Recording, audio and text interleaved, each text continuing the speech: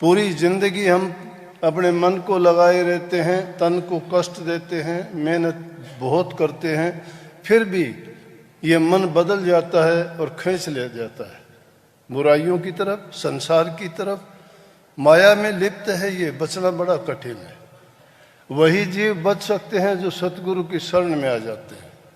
सतगुरु की शरण भी आसान नहीं है, कहने को बहुत कह देते हैं, सतगुरु शरण, सतगुरु शरण, बड़े जोर शोर से आवाज लगाते हैं, सुनने वालों को अच्छे भी लगते हैं, लेकिन शरण लेना इतना आसान नहीं है। शरण जिन्होंने ली थी उनसे जाके पूछो, उन्होंने अपने जीवन को होम दिया, उन्होंने अपनी मेहनत करी, दिन नहीं गिना, रात नहीं गिनी, उन्होंने अपना आराम विश्राम नहीं देखा, उन्होंने अपने आप को पूर्ण रूप से तन से, मन से, धन से समर्पण कर दिया। और बदले में क्या चाहा था? कुछ नहीं।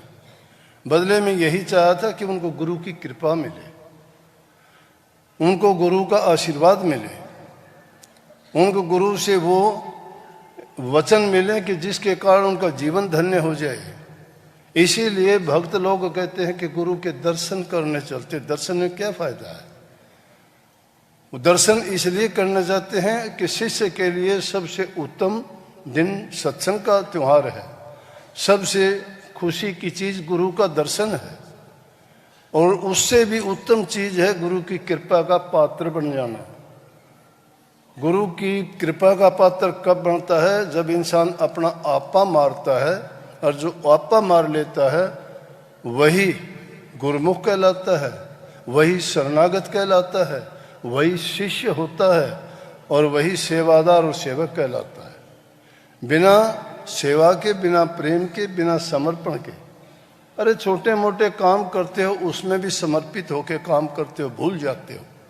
जब कोई थोड़ा सा भी आपको ऐसा काम होता है कभी जिसमें ज़्यादा आपको मेहनत करनी पड़े, तो भूल जाते हो दूसरी चीज़ों को। टाइम पे खाना नहीं खाते, टाइम पे सोते नहीं, और ज़्यादा इधर उधर की भाग दौड़ इतनी करते हो कि फुर्सत नहीं लगती।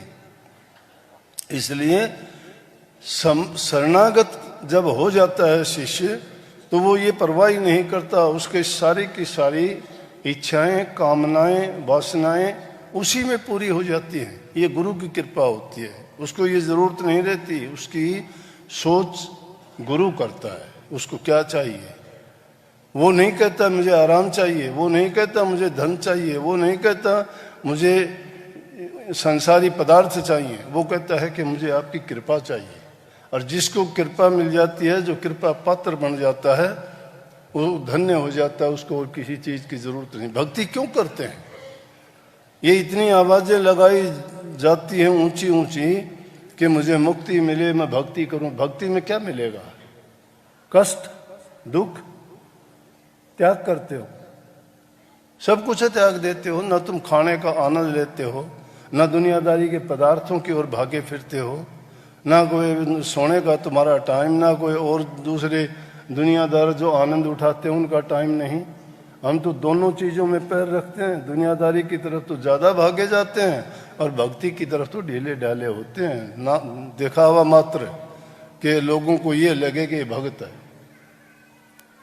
वो दिखावा मात्र के लिए, नामवरी के लिए, अपनी मान बढ़ाई के लिए, इज्जत यश के लिए जो कार्य करता है वो सेवा नहीं है, वो भक्ति नहीं है, और ना वो भक्ति कभी कर सकता है।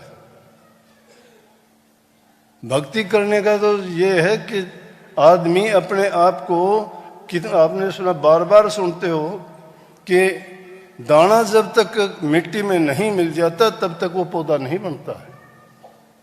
अपने आप पर अपनी हस्ती को जो खो देता है उसी की हस्ती बनती है। जो अपने आप जो हस्ती बनाना चाहता है ना, वो बनता नहीं है, बिगड़ जाता है।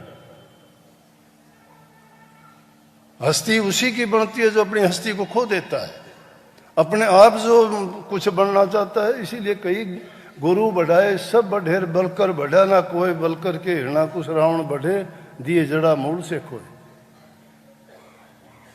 इसलिए मेहनत और त्याग जब तक आप में नहीं है तो समर्पण का नाम नहीं है। और ये चीजें जिसको आ जाती है, मैं कहता हूं जितने भी शिष्य हुए, भगत हुए, उन्होंने आव ताव देखा नहीं। सिख गुरुओं के 10 गुरुओं में देख लो, एक नानक साहब के बाद 9 जो गुरु हुए, 70-70, 80-80 साल की उम्र में भी अपने गुरुओं के लिए कहाँ जमुना जी में पानी लेके उल्टे पैरों से चल के आके गुरु की सेवा करते थे। जब लोगों ने कुछ कहा कि तुम इस उम्र में ये काम करते हो, बोला कि गुरु की इच्छा है, गुरु इस उम्र में क्या, जो गुरु चाहे तो हम तो पूरी 1000 जन्म मिले तो भी हमें तो यही काम मिलना चाहिए। तो जब आज उन गुरुओं का जो ऐसे रास्ते पे जो चलते हैं वो सदा के लिए अमर हो जाते हैं। इसलिए सेवा सबसे उत्तम है। सेवा को ये नहीं समझ लेना, घरों में आप जो काम नहीं करते हो दूसरे लोगों से करवाते हो और यहाँ आके करते हो। कौन सी चीज करवा लेती है आपसे सेवा? कौन ताकत है वो गुरु का विश्वास और श्रद्धा तुम्हारे दिल में होता है। घर में बैठे कभी ब्लड प्रेशर की शिकायत करते हो, कभी शुगर का नाम लेते हो, कभी कहते हो सिर दर्द है, कभी जुकाम बुखार का नाम लेते हो, खाट नहीं छोड़ते। लेकिन यहाँ चाहे कितनी भी आपको तकलीफें होती है फिर भी आप यहाँ आके काम करते हो। क्यों करते हो? तुम नहीं करते, तुम्हारा विश्वास करता है। क्योंकि आपने उस सेवा के दौरान अपना मन किसको दे रखा है? गुरु को दे रखा है, दरबार को दे रखा है, भक्ति के नाम पर आप लगे हुए हो। इसलिए ये वो चीज है, आपको वो अवसर मिला, ये हर एक को नहीं मिलता। वो भागी जीव हैं जिनको सत्संग मिला। सत्संग बहुत ऊंची चीज है। सत्संग की महिमा सबने गाई है, ग्रंथों में देखोगे सबसे उत्तम सत्संग को बताया।